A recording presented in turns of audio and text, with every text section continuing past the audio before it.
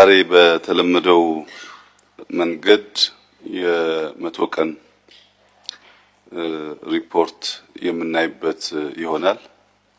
ከዚህ ቀደም ከነበረው አገማገማችን በተለየ መንገድ በ9 ወር ውስጥ የነበረንን አፈጻጸም በማክሮ ኮሚቴ የታዩ የማክሮ ኢንዲኬተርም የሴክተራል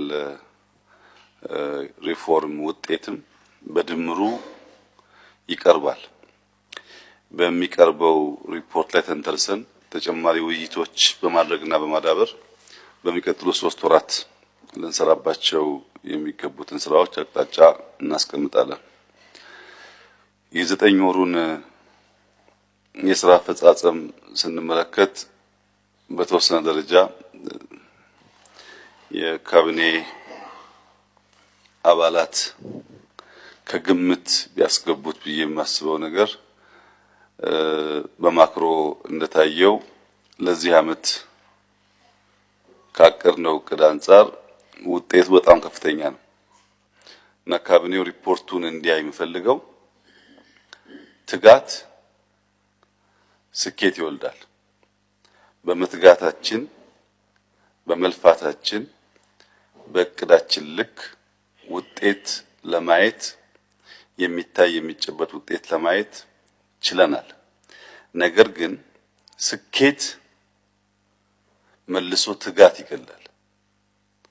ተሳክቶልኛል ያሰብኩትን ከውኛለሁ የሚል ኃይል ይዘናጋል።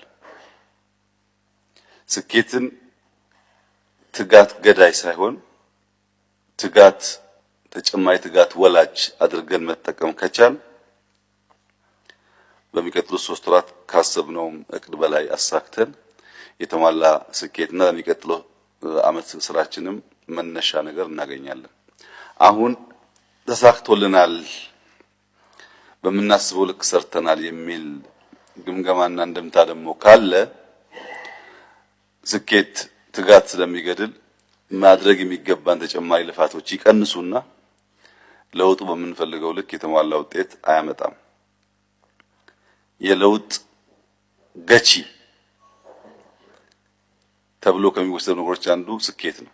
ለውጥን የሚገታ ተሳካልኝ የሚል ድሃ መካከለኛ ገቢ ሲደርስ ታስሮ የሚቀረው ባገኘው መጠነኛ ስኬት ስለሚረካ ነው እና ፊገሮቹ የለውጥ ጉዞ ወጥመድ ውስጥ የሚያስገቡን እንዳይሆኑ የለውጥ ጉዞ ወጥመድ ስኬት ስለሆነ በእያንዳንዱ ሴክተር ያገኘነው ውጤት ለተጨማሪ ልፋት ለተጨማሪ ጥረት የሚያነሳሳን ከሆነ በአገር ደረጃ የምናስበውን ብልጽግና ለማረጋገጥ ያቅተናል።